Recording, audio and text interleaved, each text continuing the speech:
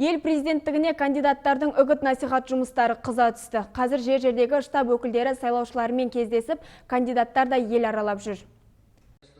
Кандидат Қасым-Жомарт Тоқаевты қолдау жөніндегі штаб мүшелері Жамбыл өңіріндегі жоғары оқу орындарының оқытушыларымен және студенттермен кездесті. Үміткердің сайлауалды тұғырнамасын таныстырды, негізгі бағыттарын талқылады. Жиынға қатысқандар қызықтырған сұрақтарын қойып жауап алды. Бұдан соң халықтық коалиция мүшелері этномәдени бірлестіктердің өкілдерімен жүздесті. Жалпы өңірде осындай 75 бірлестік бар. Штаб басшысы ұлтаралық татулықты сақтау үшін олардың маңызы ерекше екенін айтты. Адамдар бір-бірін тыңдаудан, түсінуден қалатын болса, бұл күрделі мәселенің бастауына айналады. Мұның неге әкеліп соғатын әртүрлі елдердегі жағдайлардан көріп отырмыз. Этникалық тегіне қарамастан еліміздің әрбір азаматына конституция мен тең мүмкіндікке кепілдік беріледі. Бұл болашақта да бұлжымайтын қағида. Ел президенттігіне кандидат Мейрам Қажыкен Өскемендегі сүт өндіру зауытын аралап, жұмысшыларға өзінің сайлауалды тұғырнамасын түсіндірді. Жиында қызметкерлер тарапынан салаға қатысты сауалдар да қойылды. Сондай-ақ үміткер жергілікті нан зауыты ұжымымен де кездесті. Мұндағы мамандар цехтың жұмысы туралы баяндап, дәм тату үшін жаңа піскен нан ұсынды. Әрі қарай кандидаттың бағдарламасы талқыланды. Өскемендегі сапар соңында Мейрам Зекешұлы қазақтың үш биінің ескерткішіне гүл шоқтарын қойып, рухтарына тағзым етті.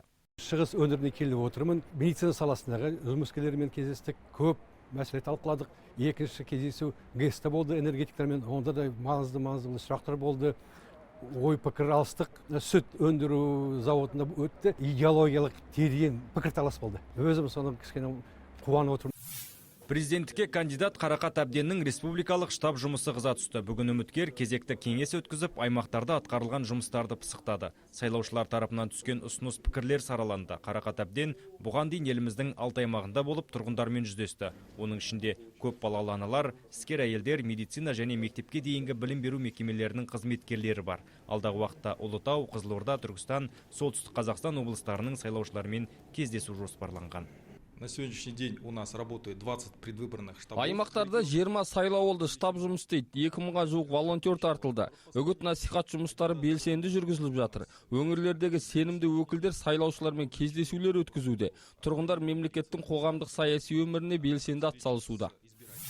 Президенттікке ауыл партиясы атынан ұсынылған кандидат Жигули Дарабаевтың үгіт-насихат жұмыстары Алматы облысында жалғасты. Кандидат пен оның партияластары қоғамдық көлікке мініп жолаушылармен әңгімелесті. Тұрғындар Талғар ауданына қатынайтын автобустың іргедегі Нұра ауылына соқпай кететініне шағымданды. Осыған байланысты жергілікті жұртшылық елді мекенге жету үшін шамамен 4 шақырым жаяу жүруге мәжбүр. Сондай-ақ саяси бірлестік өкілдері Нұра ауылындағы мектеп пен аурухана жағдайымен танысты. Халықпен кездесті.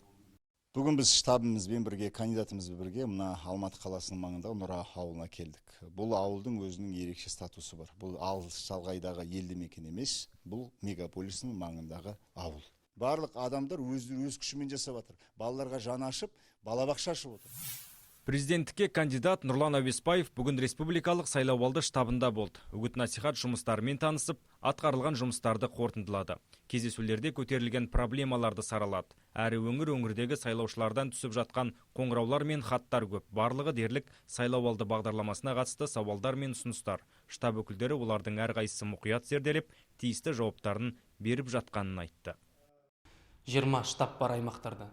Олар бәрі қарқынды белсенді жұмыс істеп келе жатыр. Оның ішінде агитаторлар өздерінің агит материалдарын, парақшаларын таратып жатыр. Күніне әр филиалға 30 шақты қоңырау шалады. Сонымен қатар хат келіп жатады, өтініштер келіп жатыр. Әр түрлі мәселелер көтеріліп жатыр. Президенттікке кандидат Салтанат Тұрсынбекова үгіт-насихат науқанын Алматы қаласында жалғастырып жатыр. Бүгін ол жергілікті зиялы қауым өкілдерімен және өнер адамдарымен кездесті. Жиында кандидаттың сайлауалды бағдарламасы талқыланып, үміткер түрлі сұрақтарға жауап берді. Бұдан бөлек кездесуде зияткерлік меншік мәселесі талқыланды. Салтанат Тұрсынбекованың айтуынша, қазір ең тиімді нәтижені білім экономикасы береді. Олар жаңа технологиялар мен ноу-хаулар. Зияткерлік меншікті қорғау іс жүзінде жұмыс істемейді. Өкінішке орай бүгін біреудің еңбегін, меншігін иемденіп алу, күнделікті құбылысқа айналып, үйреншікті болып бара жатыр. Өнер туындысын ұрлаған үшін де жаза бар. Бірақ бұл заңды көбі біле бермейді. Себебі қоғам арасында ондай мәдениет қалыптаспаған.